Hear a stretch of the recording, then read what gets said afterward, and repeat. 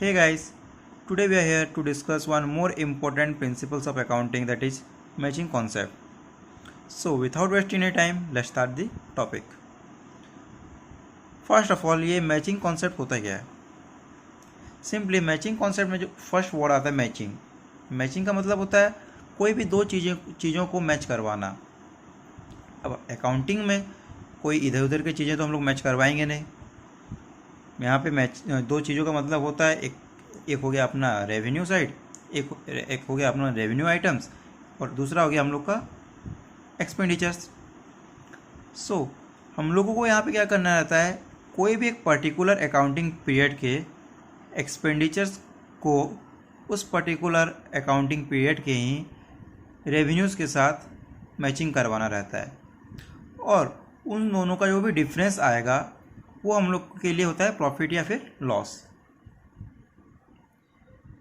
एक particular accounting period के ही revenues के साथ हम लोगों को उस पर्टिकुलर अकाउंटिंग पीरियड के एक्सपेंडिचर्स को मैच करवाना रहता है, ना कि दूसरे अकाउंटिंग पीरियड के कुछ डाटा ले लिए, कुछ दूसरे के ले लिए और उन दोनों को मैच करवाया। ऐसा करना नहीं है। सेम अकाउंटिंग पीरियड के ही डाटा को हम लोग को मैच करवाना रहता है। लाइक अगर हम लोग एक एग्जांपल लें तो सपोज हम लोग टॉय का बिजनेस करते हैं, तो टॉय का बिजनेस हम लोग को रन करने के लिए हम लोगों ने 1000 टॉयज़ खरीदे at the rate of 10 each, और उन टॉय को अपने दुकान पे लाने के लिए हम लोगों ने कुछ फ्रेट इनकट किया, दैट इज़ 1000 सपोज। और उसके बाद हम लोगों ने उस 1000 टॉयज़ में से 800 टॉयज़ को बेच दिया 20 ईच। सो जब परचेज़ किया 1000 toy at the rate 10 each, तो टोटल अमाउंट हो गया हम लोग का परचेज़ का 10,000 रुपीज़। उसको सेल कर दिया हम लोगों ने 800 टॉयज़ को 20 ईच के हिसाब से 16,000। फ्रेट हम लोगों ने इनकट किया 1000। अब देखिए जो रेवेन्यू हुआ हम लोगों का क्या हुआ, सेल्स हो गया।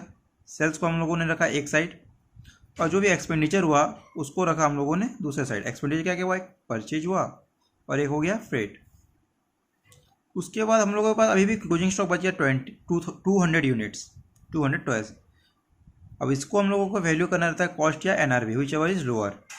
सो यहाँ पे हम लोगों कॉस्ट में ही इसको वैल्यू कर देते हैं। सो 200 टॉयज़ का रेट हो गया 10 ईच के हिसाब से 2000 रुपीज़।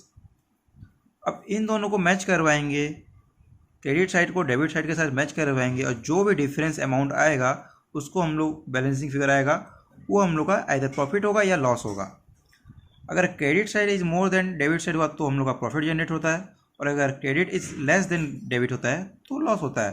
तो यहाँ पे हम लोग का क्रेडिट साइड ज़्यादा है डेबिट साइड से, तो हम लोगों ने यहाँ पे 7000 का प्रॉफिट डिराइव किया इस बिजनेस में।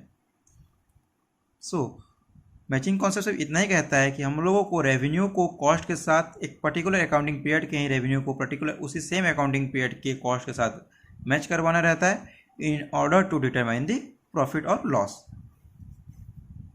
Thank you.